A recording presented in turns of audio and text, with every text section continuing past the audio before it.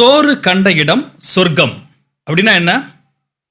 நல்ல ஒரு சாப்பாடு ஒரு இடத்துல கிடைச்சிச்சுன்னா நல்ல விரும்பி சாப்பிடக்கூடியவனுக்கு அந்த இடம் சொர்க்கம் அப்படின்னு நாம் நினச்சிட்டு இருக்கோம். ஆனால் உண்மையான அதற்கான விளக்கம் என்னன்னு பெரியவங்க சொல்கிறாங்கன்னா, இன்றைய தினம் ஐப்பசி பௌர்ணமி 2025 நவம்பர் 5ஆம் தேதி புதன்கிழமை.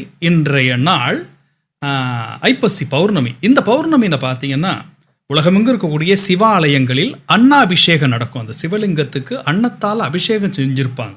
இந்த சோறு கண்ட இடம் சொர்க்கம் என்னவா?